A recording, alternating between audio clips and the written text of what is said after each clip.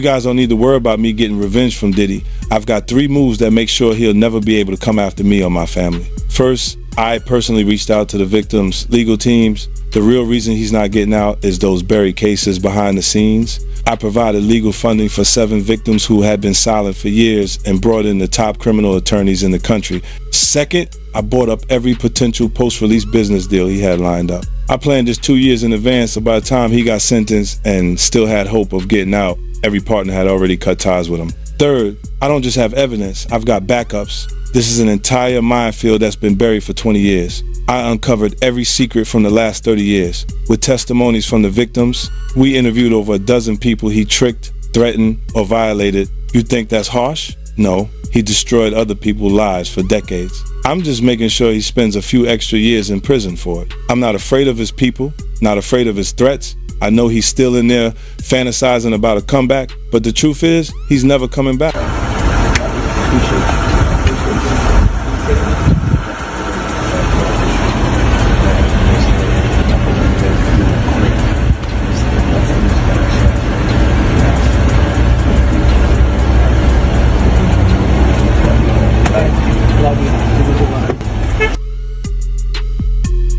Is this real life? I feel crazy. The world is spinning around me. What's happening? You have 4 eyes. I have 2 fingers.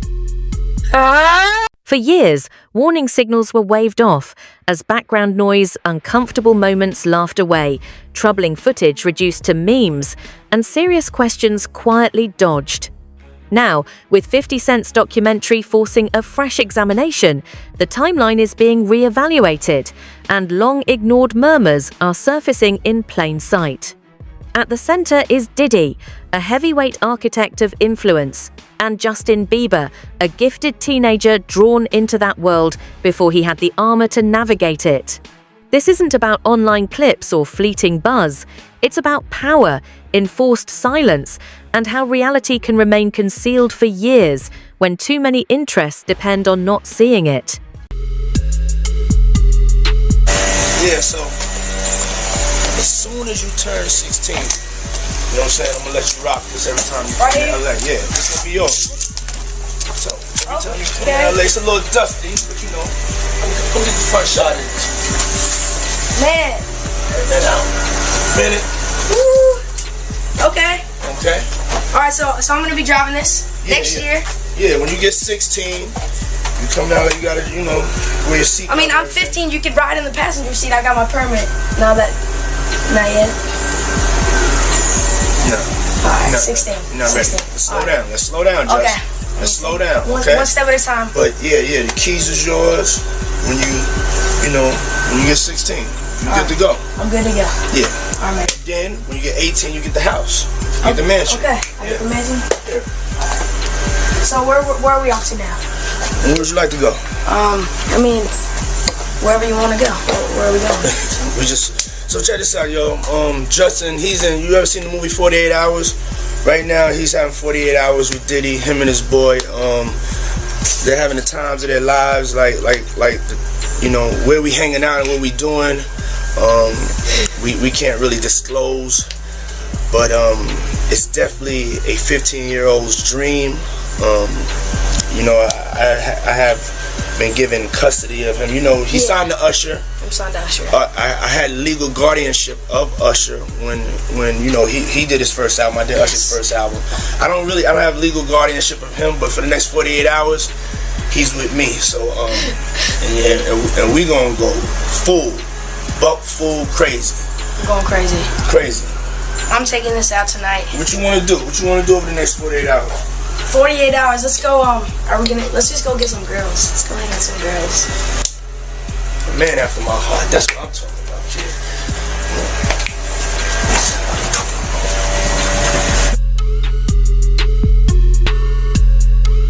Justin Bieber's rise was packaged as a perfect modern success story, but behind the bright light sat a far more troubling truth: a young talent navigating adult power structures with little visible safeguard. Old footage and interviews show him repeatedly placed in environments where influence, access, and status outweighed basic boundaries of age and care. For years, these scenes existed in plain view, casually dismissed as celebrity culture, instead of questioned as a pattern of systemic exposure. This isn't about a single moment, it's about normalization, about an industry trained to stay silent. When youth becomes currency for opportunity, the real issue is unavoidable. Who is accountable for the cost that follows? You understand? You got people in the industry that's been saying for years, this man is having sex with underage. So now the federal government is looking at that like, yo, when is somebody gonna come forward? We got this information, this alleged information, but nobody's willing to come forward. Then they go on and say, yo, Shakur Stewart mysteriously dead. Supposed to be a self-inflicted wound. Person that had everything going for him in their life. Kim Porter, dead. Somebody's car gets blown up.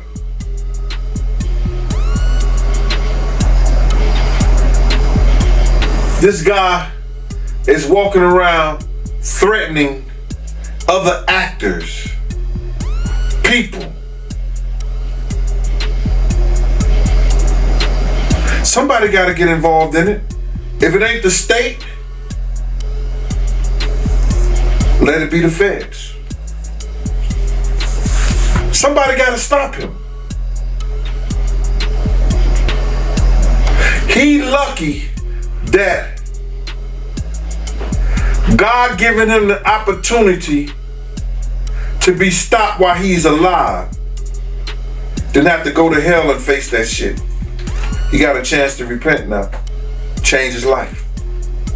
You mentioned minors, and a lot of people have been trying to drag Justin Bieber into this situation because there's a lot of suspect looking videos with Diddy and Bieber in it, and they're making a lot of allegations.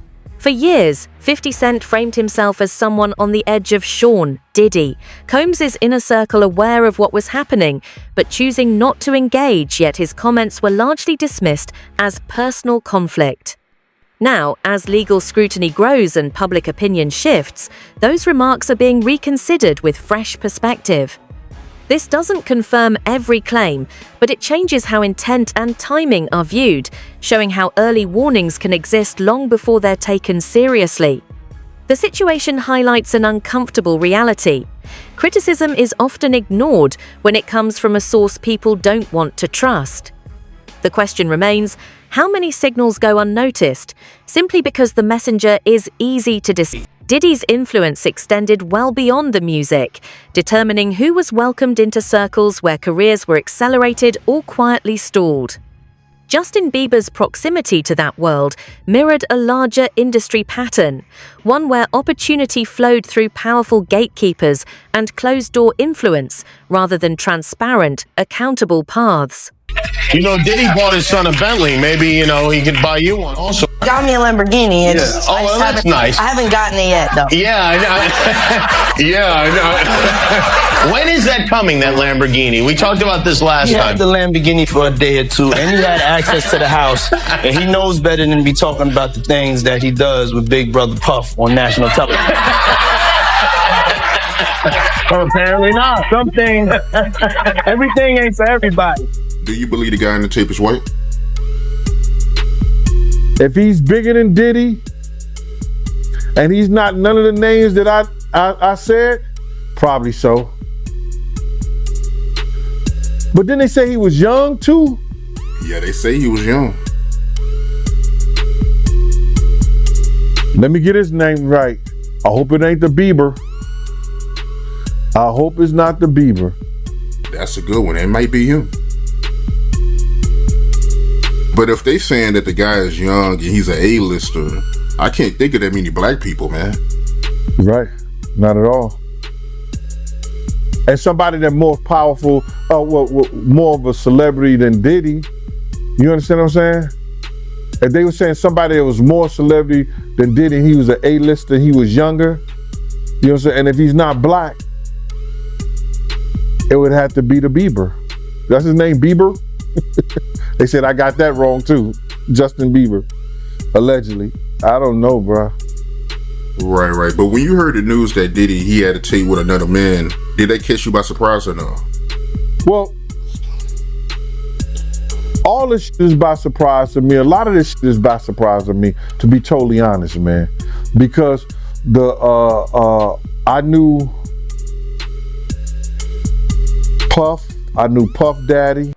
The deeper issue goes beyond what may have happened out of sight and focuses on why accountability broke down in a system where success is linked to proximity to authority. When progress depends on access, boundaries erode, and caution is treated as an obstacle instead of a protection. In that environment, the true conflict centers on power, who is genuinely free to say no, and who pays the price when they do. I knew Diddy before he was Love and Brother Love and back to Diddy. So, no, but the diddler, he's the diddler now. A lot of it's surprising, but it's not unheard of. Because you hear of all kinds of shit, and whether it registered with you or you internalize it or something like that, that's a whole nother story. But a lot of this stuff is crazy. But this is the world that we live in now, man. That these individuals thinks is all right. Bruh, when does it comes all right to be sitting there eating food off a naked woman? When did we start doing what they do? Let's keep it a buck. When did we start doing what they do? These guys is popping pills. They got Jay-Z dancing with a chick that's into cannibal. Long before Justin Bieber reached worldwide fame, Usher spoke candidly about entering Diddy's circle as a teenager and later acknowledged how that environment exposed him to adult pressures too soon. That history matters because it establishes pattern, not rumor. When similar dynamics surface across generations, coincidence weakens and a deeper continuity becomes visible, power and trust passed along without meaningful reform. If discomfort was recognized once, the unresolved issue is clear. Why did the system remain intact when the next young artist was guided down the same road? Might make you change your mind. Look at Lil Nas X. He fizzled out fast too. So would you say someone like Justin Bieber is a victim? I just seen he is reportedly selling his whole catalog because he's broke.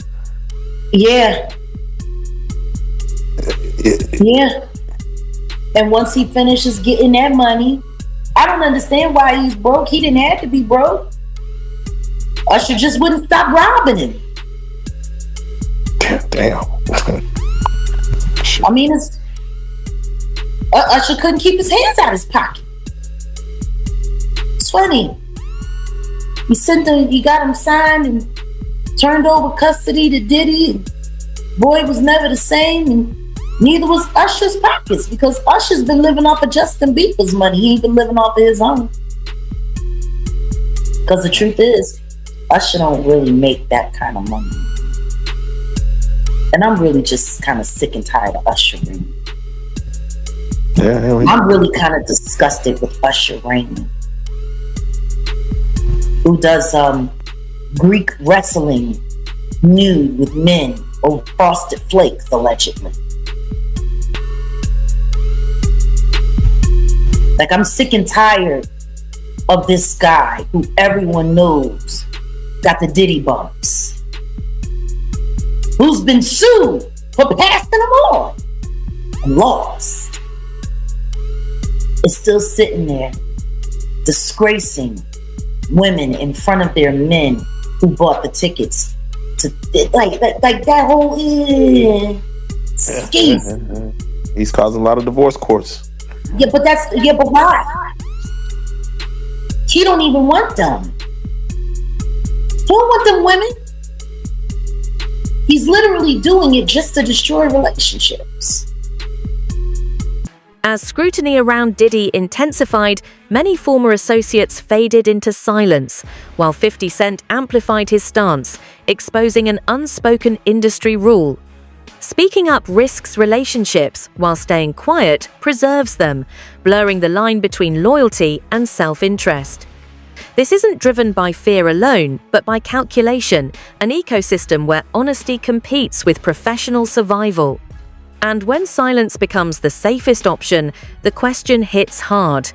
Can genuine accountability truly exist? I watched a video of an interview of Justin Bieber, and he was talking about Billie Eilish. And he was broke, almost in tears. He's like, I just want to protect her.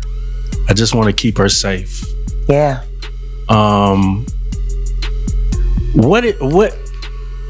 What do you think he went through? Because he knows what's been happening to Billy. Just like everybody knew what was happening to Millie Bobby Brown girl with Drake. These people are monsters.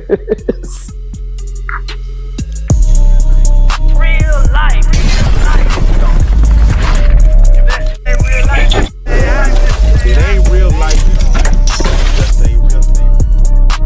Real life street stars. Know what time it is.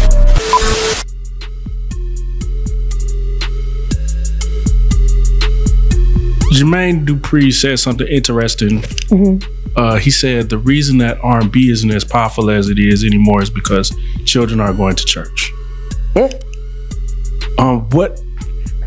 What is it about the transfer from the spiritual to the secular do you believe that's what made R&B so powerful? Understand this. Rhythm and blues was a combination of gospel and soul music. Because soul music has always been around in one form or another. It's just evolved throughout the years. And you got gospel, rhythm and blues. That's what put that together. That's why they made such a big stink about the Ray Charles incorporating gospel sounds into secular music. Because they wanted people to separate the two. This is demon, this is good. The truth is none of that's real. There is no bad, there is no good. There is what is and there is what is not. And that's sad. But when you take the spirit that comes from that. Justin Bieber has never publicly accused Diddy of criminal conduct, but his later candor about anxiety, instability, and emotional exhaustion adds important context to a far more layered narrative. He has spoken about being pushed into overwhelming pressure at a young age, surrounded by adults with competing interests, and managing success without the tools or support needed to protect his well-being. That history doesn't deliver easy answers, but it disrupts simple narratives, underscoring the real cost of maturing too quickly inside an environment where protection was never clearly centered. A witness that just testified against Diddy to the grand jury and had to give up 8 videotapes to the feds that contained celebrities in these freak-offs with Diddy is now listing some of the names that he saw on these tapes. And this man said that he got these tapes from a very close friend of Kim Porter's, and these were Kim Porter's tapes that she was going to use against Diddy. And some of the names that he says are some that we have heard rumored over the years. He said he saw Justin Bieber on this tape and he appeared to be underage during this time. He also saw Usher on these tapes and Usher definitely appeared to be underage. And this one gave me the chills because we've heard that Usher is the one that sent Justin Bieber to Diddy. Courtney Burgess sat down with the Too Strong channel here on YouTube and started naming some of the celebrities that he saw on these tapes. Were kids involved in these parties that you can verify from looking at the tapes? Justin Bieber was older than he's supposed to have been, yes. If Usher was older, well, Usher was definitely young. Okay. You understand? His shoulder part was his, the blood was all in his bed. You understand? It looked like they came home from a event, a party or something. Went on to explain how Danny Boy was also in one of these videos with Mary J. Blige and Diddy together. And Danny Boy admitted when he was 15 that Mary J. Blige flew him out to New York and he slept with her while he was on. The point here isn't legal verdicts, but human consequence. Harm doesn't always arrive as a direct claim or a clear headline. It often surfaces years later as lingering strain, lost balance, or pain that never had the words to form. When pressure and exposure are baked into a system, damage can happen without one defining incident.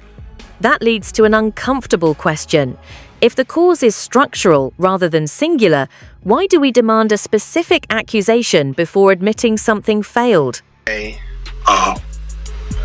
Danny Boy, okay. You know what Danny Boy is?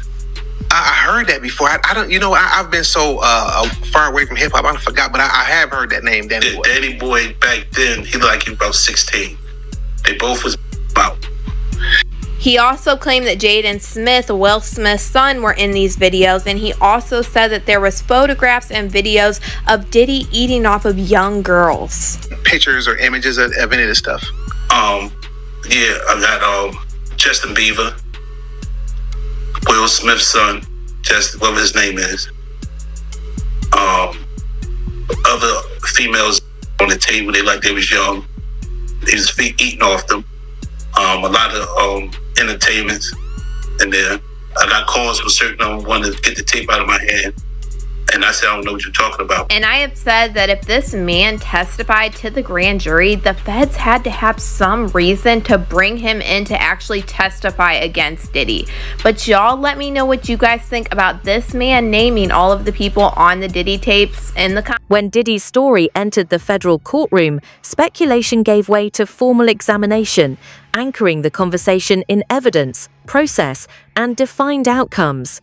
Legal proceedings draw firm boundaries around what can be responsibly claimed, yet they also expose the limits of the system itself. Courts assess actions, not cultures, leaving deeper structural issues untouched.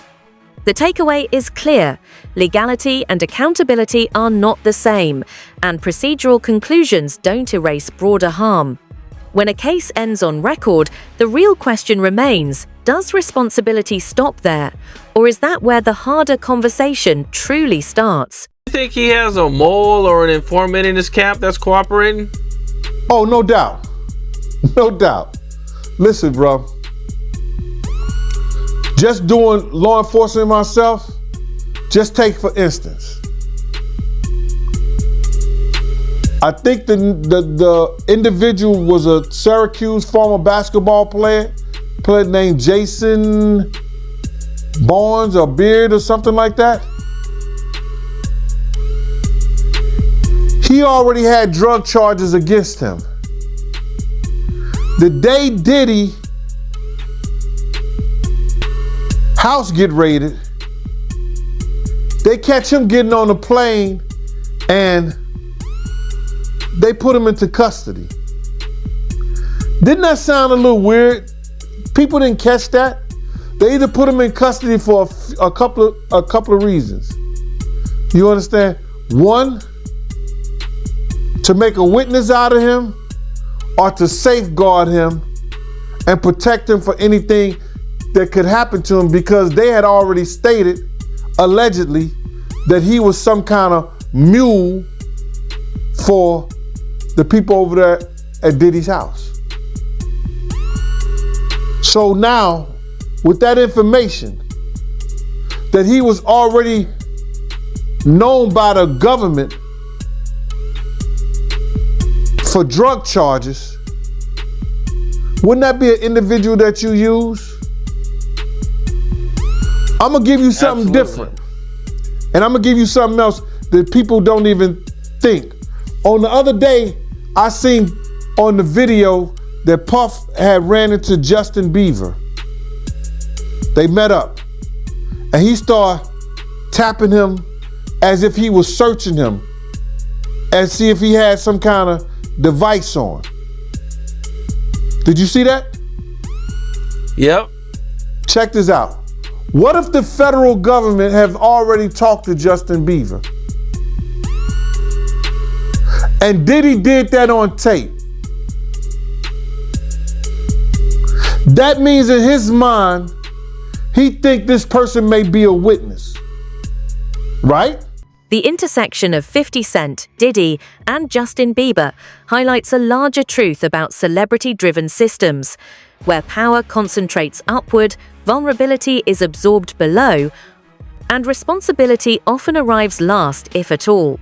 Youth is marketed as authenticity, access is reframed as mentorship, and silence is rewarded as professionalism, normalizing imbalance instead of challenging it. This isn't a story of certainty or single blame, but of repeated conditions that reliably produce damage. When the same structures yield the same outcomes time after time, the question is unavoidable. When does the system stop being the background and become the real subject?